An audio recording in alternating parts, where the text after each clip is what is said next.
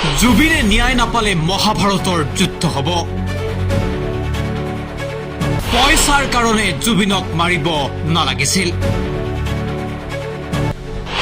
সিহঁতক পইচা লাগে বুলি কোৱা হলে অসমৰ ৰাইজে 100 কোটি টকা তুলি দিলেহেঁতেন।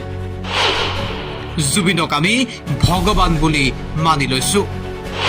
আমি 10 ডিচেম্বৰলৈ অপেক্ষা কৰি আছো। আমাক ন্যায় লাগিবই। চৰকাৰে খেলিমেলি কৰিলে মহাভাৰতৰ যুদ্ধ হ'ব। প্ৰাণৰ শিল্পী জুবিন গাৰ্গৰ ন্যায় বিচাৰি প্ৰায় 60টা দিন অপেক্ষা কৰিছে এতিয়া অসমৰ জনতাই। তাৰ মাজতেই জুবিনৰ ন্যায়ৰ প্ৰসংগত সৰব হ'ল জুবিনৰ সৈতে বছৰ বছৰ ধৰি সময় কটোৱা সংগীত শিল্পী খগেন গগৈ। নিজতকৈ বেছি ভাল পোৱা জুবিন গাৰ্গৰ ন্যায়ক লৈ এতিয়া এক প্ৰকাৰ ক্ষোভিত খগেন গগৈ। সংবাদ মাধ্যমৰ আগত জ্যেষ্ঠ শিল্পীগৰাকীৰ বক্তব্য।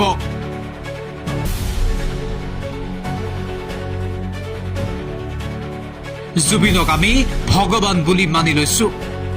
আমি 10 ডিচেম্বৰলৈ যেনে তেনে অপেক্ষা কৰিম। আমাক ন্যায় লাগিবই। চৰকাৰে যদি খেলিমেলি কৰে তেতিয়াহ'লে মহাভাৰতৰ যুদ্ধ হ'ব। মই আকৌ এটা হেৰি কৰি দিলোঁ। সেইদিনা মই ডিক্লাৰেশ্যন দিছোঁ জুবিনৰ জন্মদিন বুলি মই নকওঁ এতিয়া, যিহেতু জুবিনক মই ভগৱান বুলি মানি ল'লোঁ। গতিকে জুবিনৰ জন্মাষ্টমী বুলি ক'লোঁ সেইদিনাখন। চবে খুব ভাল পাইছে।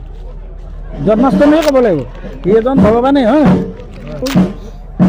তাৰ আত্মাক শান্তি পক বুলিয়ে ঘূৰি ফুৰিছোঁ আৰু আমি বাট চাই আছোঁ 10 কিবা তাৰিখ 10 ডিচেম্বৰলৈ বাট চাই আছোঁ। আমাক সুন্দৰ এটা ন্যায় লাগিব জুবিনৰ। আৰু যদি লিংলাং কৰে চৰকাৰে, যদি শুদ্ধভাৱে নেদেখুৱায়, যদি আমি শুদ্ধভাৱে জুবিনৰ ন্যায়টো নাপাওঁ, তেতিয়াহ'লে মইতো একদম বাৰম্বাৰ কৈ আছোঁ এখন মহাভাৰতৰ যুদ্ধ হ'ব। জুবিনক পইচাৰ কাৰণে সিহঁতে মাৰিব নালাগিছিল। যদি সিহঁতক পইচা লাগে তেতিয়াহ'লে অসমৰ ৰাইজে 100 কোটি টকা তুলি দিলেহেঁতেন। জুবিনক যিটো অন্যায় কৰি মাৰিলে বা মৰিলে বেলেগ কথা। আমিতো মাৰিলে বুলি ভাবি লৈছোঁ এতিয়া টকা পইচাৰ কাৰণে।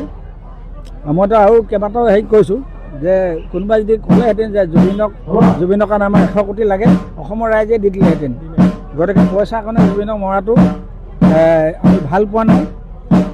আৰু এই ক্ষেত্ৰত কোনে কি আগভাগ ল'লে আমি নাজানো, কিন্তু আমি এতিয়া 10 ডিচেম্বৰলৈকে বাট চাম দেই।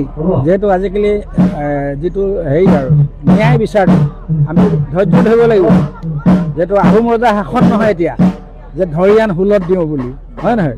গতিকে আমি বাট চাব লাগিব। কিন্তু এইটো কথা শুদ্ধ, যদি আমি শুদ্ধভাৱে জুবিনৰ ন্যায়টো নাপাওঁ, তেতিয়াহ'লে মইতো একদম বাৰম্বাৰ কৈ আছোঁ এখন মহাভাৰতৰ যুদ্ধ হ'ব। মহাভাৰতৰ যুদ্ধ মানে কি? ধৰ্মযুদ্ধ